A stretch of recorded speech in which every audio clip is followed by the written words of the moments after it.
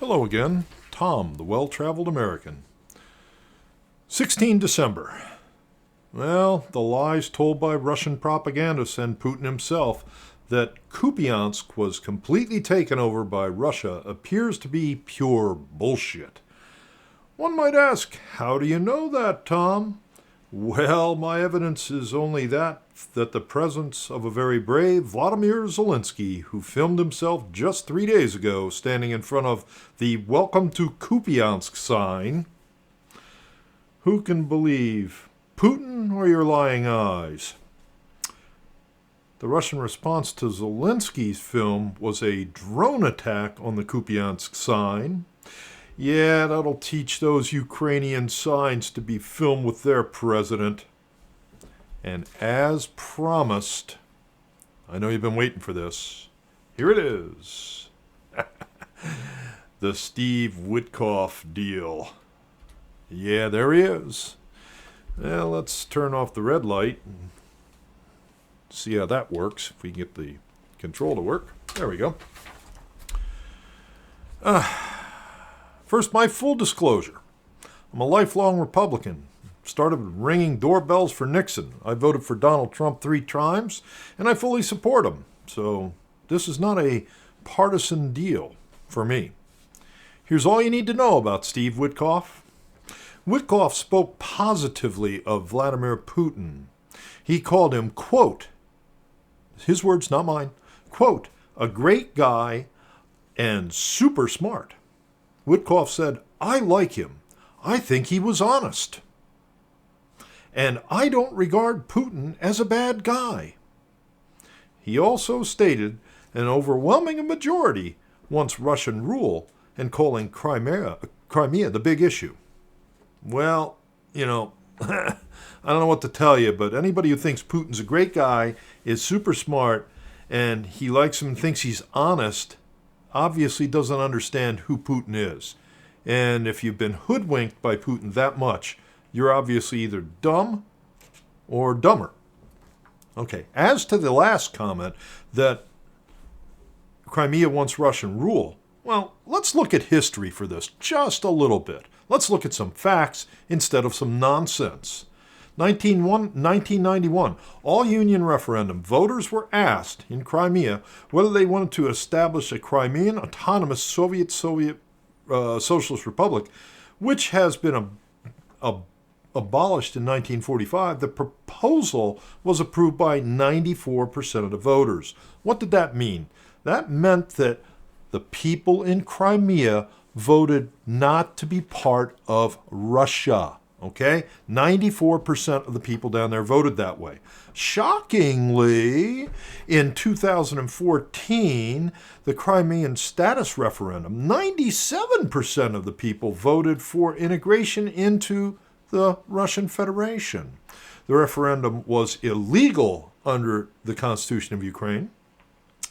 It is not recognized by most countries as it was conducted under the auspices of Russian forces. In other words, they had people with AK-47 standing at the polling places ensuring the vote. 13 members of the United Nations Security Council voted in favor of the resolution, declaring the referendum invalid. The larger body of the United Nations General Assembly resolution was later adopted by a vote of 100 in favor versus 11 against, including Russia, which declared the referendum invalid and affirmed Ukraine's territorial integrity.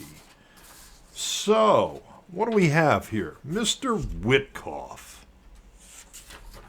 Yes. The reality of recorded history. Anyone that directly refutes those facts is either absolutely stupid or an agent of Putin. Either way, it will eventually be a blot on the Trump presidency to keep such a buffoon around. No one respects him. No foreign leaders respect him. Russia just continues to use him as a tool. I would prefer to think that he is not Putin's boy, but just completely oblivious to what is at stake here. This is not a real estate deal. This is not even a deal about real estate in Ukraine. This is about people's lives. Let us not forget the tens of thousands of Ukrainians held captive, including mostly children, who have been shipped off to everywhere in the far reaches of the Soviet Union for re-indoctrination, places up to and including North Korea now. This isn't about dirt. This is about people and their right to self-autonomy, the right to live as free people.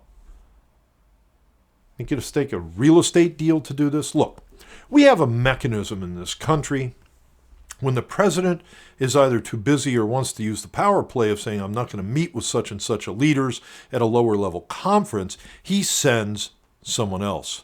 Could be the vice president. If he doesn't want to go, if there's not a reason for that to be done, we have a designated person to send. And it's not some flunky real estate agent from Manhattan. No, it's the Secretary of State, in this case Marco Rubio. He's the people's designee to go represent the United States of America, not one of Trump's personal friends. If Donald Trump wanted Steve Witkoff to do these sorts of negotiations, the mechanism to have done this would have been to have nominated him for Secretary of State. Then Congress, in particular the Senate, could have vetted Mr. Witkoff and either blessed or not blessed him. Either way, then it would have been official. You just don't get to send your friends. I'm sorry. Loyal Trump fan. But there are rules. There is a construct with which we work here in this country. Everyone's upset when we don't follow the constitutional blueprint, including myself. I'm sorry. But that's just the way it works. A continuance of the Steve Witkoff show will lead to nothing but a degrading of Donald Trump's legacy. So I'm going to leave it there. It's 16 December. Thank you very much.